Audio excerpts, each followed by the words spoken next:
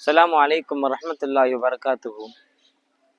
இன்றைய தினத்தினுடைய குர்ஆன் வசனம் என்னவென்று பார்த்தால், தொழுபவர்களுக்கும் கேடுதான் என்கின்ற விஷயத்தை அல்லாஹ் குர்ஆன்ல கூறுகின்றான். என்னடா தொழுதவர்களுக்கு நன்மை தானடா கிடைக்கும், நான் புதுசா கேடுன்னு நான் சொல்றியே அப்படின்னு பார்த்தா, அல்லாஹ் குர்ஆன்ல ஒரு இடத்துல சொல்லி காட்டுகிறான், ஃபவைலுல் லில் முஸல்லின் அல்லதீன ஹும் அன் ஸலாத்திஹிம் சாஉன் அல்லதீன ஹும் யுராஊன் என்பதாக சொல்லி காட்டுகிறான். சரி, இதோட அர்த்தம் என்னன்னு பார்த்தா, தொழுபவர்களும் ஃபவைலுல் முஸல்லின், தொழுபவர்களும் கேடுதான். எப்படிப்பட்ட தொழுகையாளி தெரியுமா?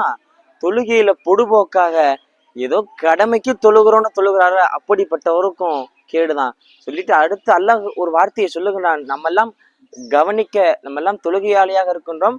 தொழுகையாளியாக இருக்கின்ற அனைத்து நபர்களும் கவனிக்க வேண்டிய ஒரு வார்த்தை அல்லாஹ் சொல்லுகின்றான். அவர்கள் எப்படி தொழுவார்கள் தெரியுமா?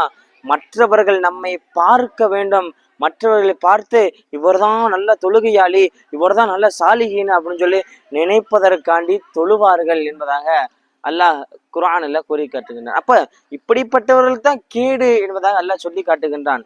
இப்போ குர்ஆன்ல ஒருத்தர் ஒரு செயலை செய்கின்றோம், ஒரு செயலை செய்தால் அது செயலெல்லாம் இறைவனுக்காக இருக்க வேண்டும். மாறாக இந்த உலகத்து மக்களுக்காண்டி இருக்கக்கூடாது. இந்த உலக மக்கள் எல்லாம் தன்னை தொழுகையாளி நினைக்கணும், பெரிய தர்ம சீலரை நினைக்கணும் அப்படின்னு சொல்லிட்டு தொழுகையாளி மற்றவர் பார்ப்பதற்காக நம்ம எந்த ஒரு செயலையும் செய்யக்கூடாது.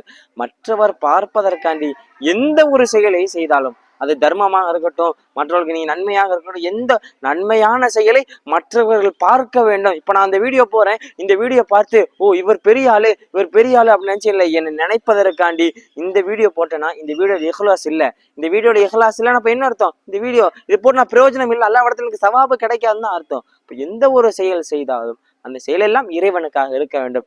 அப்படிப்பட்ட நல்ல நசீப் எல்லாம் நமக்கெல்லாம் தருவானாக. வாழுகின்ற காலமெல்லாம் எந்த ஒரு நற்செயல் செய்தாலும் எல்லா நற்செயல்களும் அது அல்லாஹ்விற்காக இருக்க வேண்டும் என்கின்ற நியத்தோடு செய்யக்கூடிய நல்ல நசீப் எல்லாம் நமக்கெல்லாம் தருவானாக. அமீன். அஸ்ஸலாமு அலைக்கும் வரஹ்மத்துல்லாஹி வபரகாத்துஹு.